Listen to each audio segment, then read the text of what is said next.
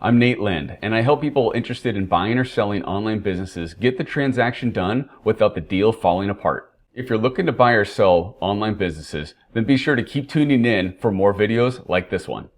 Be sure to subscribe and hit the bell for notifications about new videos and interviews. And introduce yourself in the comments. Are you a buyer or a seller? Enjoy the interview. Any business that is 100% dependent on the owner, I call that owner dependency, is almost worthless, right? You've got to be able to have people in place and be able, or in the case of where, let's say you're a solopreneur, you've got to have systems set up and you have to teach somebody properly how to be able to run that and manage it, or that business has no long-term value to the buyer. And so if let's say, Nate, I'm trying to buy a business from you and you're the solo entrepreneur and you have no systems in place, but I know that you're selling and you're doing $5 million a year, without you, because you're the only person that runs the organization, I don't know how to do it. So you've got to document your processes. You got to make sure that you can train those and move them over. Because as I tell people, a business that is totally dependent on the owner to operate is almost worth nothing unless you have proper systems in place to measure and manage that. So make sure that you can get out of the way. If I get hit by a bus, what happens to my business tomorrow? Ask yourself that question every month. Yeah, absolutely. I'm glad you commented on that. You know, e-commerce is kind of funny because so many of our businesses that we do sell are solopreneurs, they're owner operators.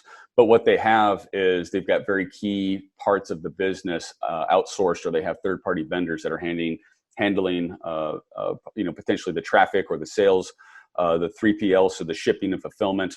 So they're usually managing, ordering the inventory. They might be doing some of the creative work around building up the new products and that sort of stuff. But we sell hundreds of solopreneur businesses. We're going to get into some of these here in a second. The one thing that I wanted to comment on next is completing next year's budget before year end. And also the 4-letter word, budgets. Most entrepreneurs, certainly I don't like that. I love projection, the projection of where we're going. Call it whatever you want to. Call it a forecast, call it a budget. I sold a company to a multi-billion-dollar international company back in the 90s, and we didn't budget either. We forecasted, right? And so call it whatever you want to, but it's sitting down and being strategic and thinking about, what does my business look like next year? And so call it a projection, call it a forecast, but it's got to be realistic. If you have been growing like this, and then you're trying to sell your business and you give a projection that does this, come on, nobody believes a hockey stick, right? You know, why is it going to take off? And if it's going to take off next year, why don't you just keep it and then sell it after it does take off, right? Yep. I mean, those are the questions that I ask as a buyer, but it's really important to wrap your head around that whole process. When I say budget in advance, I don't care what you call it, budget, forecast, projection, whatever, but it's taking the time to be strategic and backing up and thinking about, how can I continue to grow this business? Strategically, what are the things that I want to do?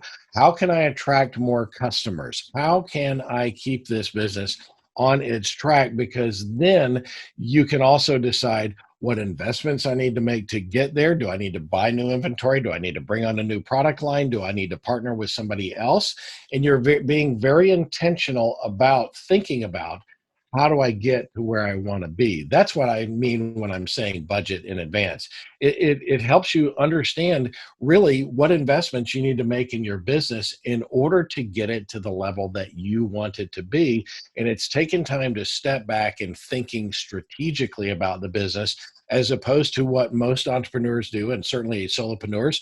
We're involved. We're making the sauce. We're stirring the sauce. We're making the dough. We're shipping products. We're doing whatever every day, and we don't take time to back up and think about our business and work on our business rather than in our business. So that's why I say, do it in advance. Sit down and really map out what's going to happen next year and for the next 3 years, so that you know where to make those investments. So, okay, have I satisfied your need to stop calling this budget and call it something different? Forecast. We love forecast, and here's why this is so important in the listing process. I'll give you a story. I had a client that came to us in January of 2020. They, at that point in time, had a little over $1 million in net earnings, and they projected, or they had a forecast through the end of the year of $3 million. And their conversation, as entrepreneurs and brokers, goes is, every entrepreneur wants to know, well, how can I get, a number that's based on $3 million? How do I get this hockey stick growth? Well, if you have a realistic projection or forecast, budget, whatever we call it, and we list the business, I'll list the business based on that forward, that future net earnings. And then I will communicate with buyers through the listing process that this is a sliding scale. This is a time-based transaction. The seller is at $1 million right now. They project with 98% confidence by the end of the year, confidence and realism being key, that at the end of the year, they'll be at $3 million. They won't take a 4X, 5X of $1 million right now. They won't, because it is going to take 3 months for this transaction to occur. And in 3 months, they'll be at 3.4 million, 3.5 million in net earnings. And 5X of that is a different number than 5X of $1 million. Well, what if it takes, maybe 4 months, for the transaction? Some of the timing of this is predicated on the buyer's ability to get the transaction financed, get through due diligence quickly. So the buyer is often in a bit of a driving seat with the closing of the deal, because they've got needs that they need to satisfy. So I do it this way because it gives the seller incentive to create a forecast and live up to it and keep hitting their numbers. It also sets the stage and the expectation for the transaction right up front that this is a growth-based company, and whoever's going to buy the business is going to be, they're buying the actual net earnings from whenever the transaction happens. And here's the roadmap for where this business is going. So it incentivizes the buyer to speed up their process and to get this deal done. It incentivizes the seller to continue keeping that gas on, keep driving those sales. It really is a win-win for everybody.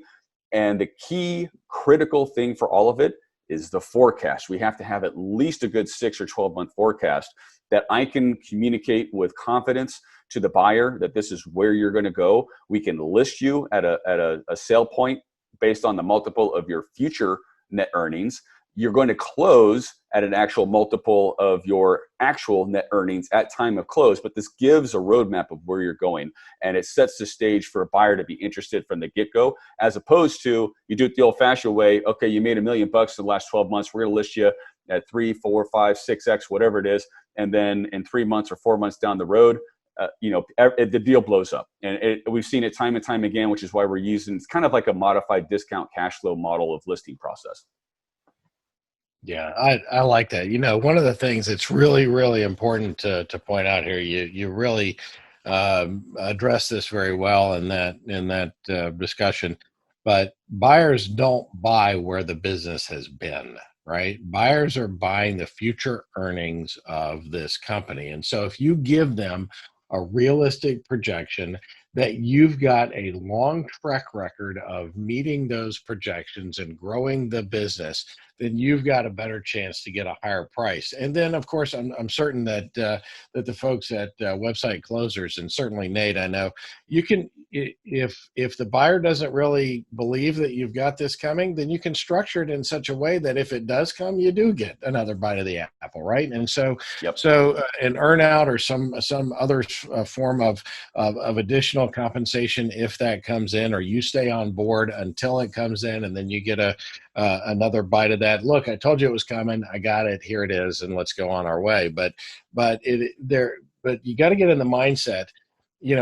Many entrepreneurs think, they always get nostalgic about, gosh, I've worked my butt off. This has been a lot of hard. I've put a lot of sweat and equity in, sweat equity into this business. Nobody's buying your sweat equity.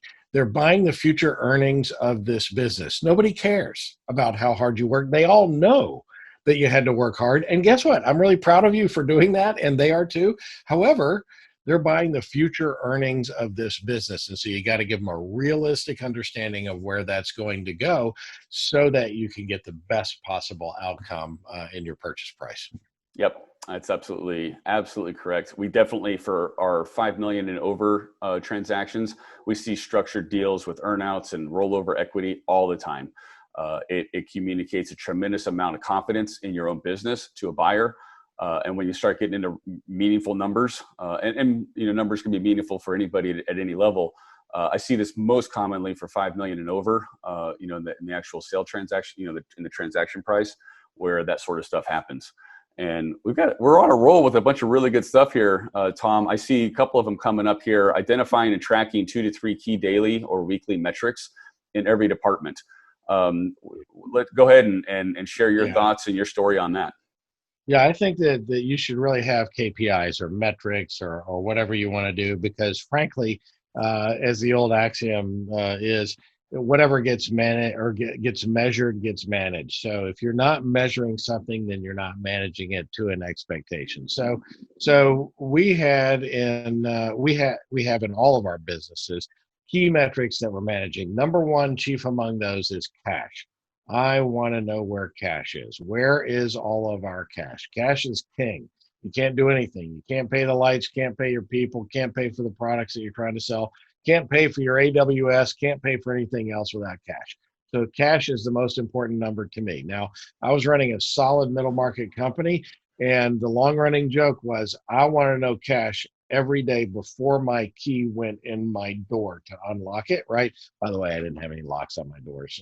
We very open book management. But my CFO knew every morning, I wanted to understand where our cash was, where, what's AR outstanding, what payables I have, how much cash do I have, because that tells me that was a litmus test. I already knew that if I got below a certain threshold, that was kind of giving me a little bit of uncomfortable feeling. I need to figure out, do I go tap my line? Do I need to raise capital? What it is that I need to do? And so that's one example of cash on hand. But how many calls do you get? How many people are hitting your website? How many people abandon your website? Are you tracking those? These are key important metrics to be able to understand how your business is doing, and every business is different. So I love to go through an exercise with the business owner to really think about what are the most important things that if this changes, I know that I have a problem, or that I'm on track to doing that. Cash was big for me, but how many leads are you getting? How many, as if you're an e-commerce business, how many people are hitting your website? If you're doing advertising, which I'm assuming that most of your listeners are doing, if they're doing that on Facebook or on Google or wherever, are you tracking the value of every one of those leads? I spent $5,000 on leads on Facebook. How many leads did I get? How many impressions did it make? How many leads did I get? So it's important to understand kind of all the things that you need to track.